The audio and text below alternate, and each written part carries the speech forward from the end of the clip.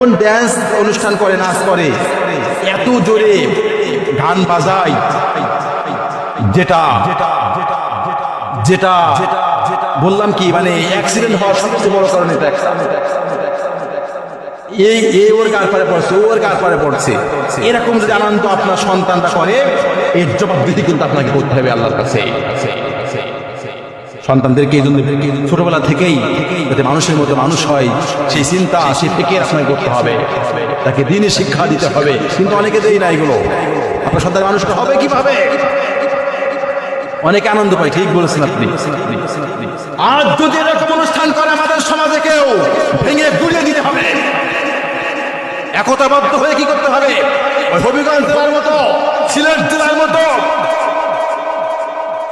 চট্টগ্রাম জেলার মতো কয়েক জায়গায় একতাবদ্ধ হয়ে পুলিশকে হাতে নিয়ে ভেঙে গুড়িয়ে দিতে হবে এগুলো। আমরা এগুলো সহ্য করব না। এই ধরনের অনুষ্ঠান এটা বিধর্মীদেরকে হার মানায়। শুধু তাই নয়, কিছু কিছু বিবাহ অনুষ্ঠান হয়, কিছু কিছু এই যে মুসলমানদের এই অনুষ্ঠান করে, এমন তারা নাচ গান অনুষ্ঠান করে যেগুলো বিধর্মীরা, হিন্দুরা পর্যন্ত এই ধরনের অনুষ্ঠান করে না। ঠিক না বলেন? ঠিক কিনা? এই ধরনের অনুষ্ঠান তারা কিন্তু করে না। কিন্তু আমরা আমাদের সন্তানদেরকে কিছুই বলি না। এই জব দিয়ে আল্লাহর কাছে করতে হবে। অবশ্যই অবশ্যই কিন্তু আপনাকে, কথাগুলো কি ভুল বলছি? এটা আমাদের সমাজে চলে। সম্মানিত উপস্থিতি, আল্লাহ সুবহানাহু ওয়া তাআলা পৃথিবীতে আমাদেরকে পাঠিয়েছে। আল্লাহ বলছে যে ওমা উতীতুম মিনাল ইলমি ইল্লা কলিলা, তোমাদেরকে আমি জ্ঞান দিয়েছি।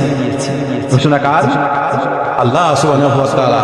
তোমাদেরকে আমি জ্ঞান দিয়েছি, তোমাদেরকে বুদ্ধি দিয়েছি, কোনটা ভালো কোনটা মন্দ তোমরা বোঝো।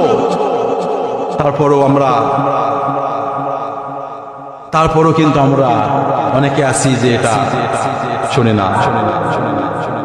ভাই আমার, তা কোরআনের কথা বলে তো শেষ করা যায় না। তা আমি আর কথা বলাচ্ছি না। আমি এই বলেই আমরা